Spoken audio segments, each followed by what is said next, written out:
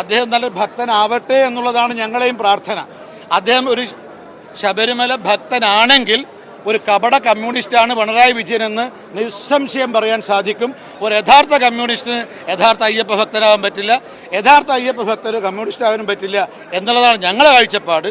പിണറായി വിജയന് ഭക്തി വന്നാൽ, അയ്യപ്പ ഭക്തി വന്നാൽ, അയ്യപ്പ വിശ്വാസം വന്നാൽ ആരേക്കാളും സന്തോഷിക്കുന്നത് അത് ഞങ്ങളായിരിക്കും, വിശ്വാസികളായിരിക്കും, ഭക്തജനങ്ങളായിരിക്കും എന്ന കാര്യത്തിൽ യാതൊരു സംശയവുമില്ല. പക്ഷേ പിണറായി വിജയൻ്റെ ഈ കാണിക്കുന്ന കോപ്രായങ്ങൾ അത് വിശ്വാസത്തിൻ്റെ പേരിലാണോ എന്ന് ഞങ്ങൾക്കറിയില്ല.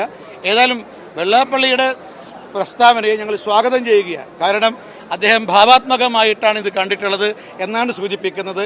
അങ്ങനെയാണെങ്കിൽ പിണറായി വിജയൻ ഒരു യഥാർത്ഥ കമ്മ്യൂണിസ്റ്റ് അല്ല, കപട കമ്മ്യൂണിസ്റ്റ് ആണ് എന്ന് വളരെ വ്യക്തമാണ്.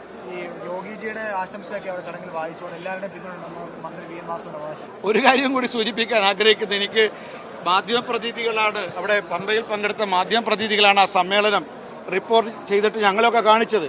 അത് കാണുമ്പോൾ എനിക്ക് തോന്നിയത് ഈ മകര മണ്ഡല വിളക്ക് കാലത്ത് നാട്ടിൻ പുറത്ത് നടക്കുന്ന അയ്യപ്പൻ വിളക്കിന് ഈ പമ്പയിൽ നടന്നിട്ടുള്ള ഈ സംഗമത്തേക്കാൾ കൂടുതൽ ജനപങ്കാളിത്തം ഉണ്ടാകാറുണ്ട് എന്നുള്ളത് ശരിയാണ്. പക്ഷേ പിണറായി വിജയന് പണ്ടും സാധാരണ രീതിയിൽ അയാൾ അയ്യപ്പൻ വിളക്കിന് പങ്കെടുക്കാറുണ്ടാവില്ല.